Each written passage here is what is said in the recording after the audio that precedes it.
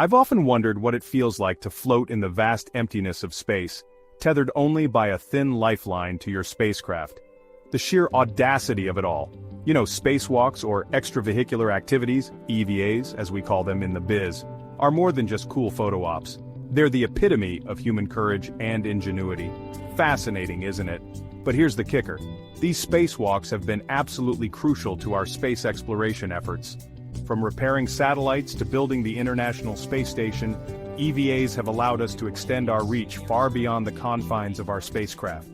In the next few minutes, we're going to take a whirlwind tour through the awe-inspiring history of spacewalks. March 18, 1965, a date that should be etched in the annals of human achievement.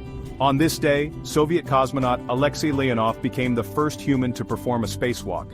Now imagine floating outside your spacecraft, your heart probably racing faster than a pulsar, taking that first historic step into the void. But here's the thing. It wasn't all smooth sailing. In fact, it was downright terrifying. Leonov's suit ballooned in the vacuum of space, making it nearly impossible for him to re-enter the airlock. He had to bleed air from his suit to squeeze back in, risking the bends in the process. Just a few months after Leonov's feat, on June 3, 1965, astronaut Ed White became the first American to perform a spacewalk. White, tethered to his Gemini 4 spacecraft, spent a glorious 23 minutes floating in space. He was so enthralled by the experience that he famously said, "I'm coming back in, and it's the saddest moment of my life." Now let's fast forward a bit to 1966. Buzz Aldrin, floating outside the Gemini 12 spacecraft, extends his arm and snaps what might just be the coolest selfie in human history. This spacewalk also introduced the concept of neutral buoyancy training, basically underwater practice sessions that simulated the weightlessness of space. Fast forward to 1984, and we've got Bruce McCandless II literally untethering himself from the Space Shuttle Challenger. Can you imagine the gut-wrenching moment when he unclipped that safety line? McCandless floated free, propelled only by his Manned Maneuvering Unit, MMU, a nitrogen-powered jetpack. This wasn't just a spacewalk, it was more like a spaceflight. McCandless drifted 320 feet away from the shuttle, becoming a human satellite. The image of him floating alone against the backdrop of Earth is one of the most iconic in space history. The year is 1998, and we're about to witness one of the most ambitious projects in human history, the assembly of the International Space Station, ISS.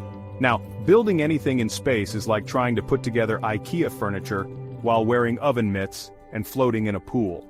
But Newman and Ross nailed it, kickstarting a construction project that would continue for over a decade and involve astronauts from multiple countries. Speaking of high-stakes space missions, let's talk about the Hubble Space Telescope. In 1993, this incredible eye in the sky had a bit of a problem. Its primary mirror had a flaw that was causing blurry images. Enter astronauts Catherine Thornton and Tom Akers. These cosmic optometrists embarked on a series of spacewalks to essentially give Hubble the universe's most expensive pair of corrective lenses. The repair mission was a complete success, allowing Hubble to capture the breathtaking images of our universe that we know and love today. Now folks, let's talk about the elephant in the room, or should I say, the water bubble in the helmet. Parmitano was outside the ISS, performing routine maintenance, when suddenly he felt water creeping up his neck and into his helmet. As the water covered his eyes and ears, Parmitano had to navigate back to the airlock essentially blind.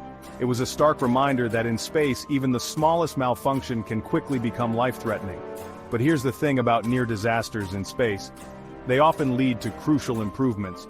We're on the cusp of a new era in spacewalking thanks to NASA's Artemis program. The goal?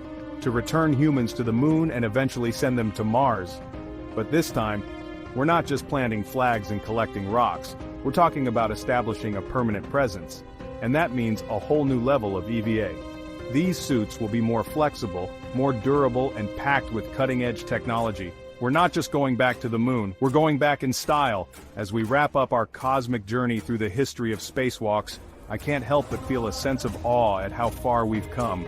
From Alexei Leonov's first tentative steps into the void to the ambitious plans of the Artemis program, the story of spacewalks is a testament to human courage, ingenuity, and our unquenchable thirst for exploration.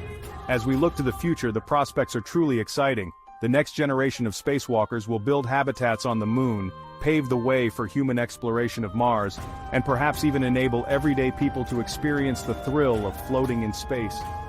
So the next time you look up at the night sky, remember that humans have not only walked on the moon, they've danced among the stars.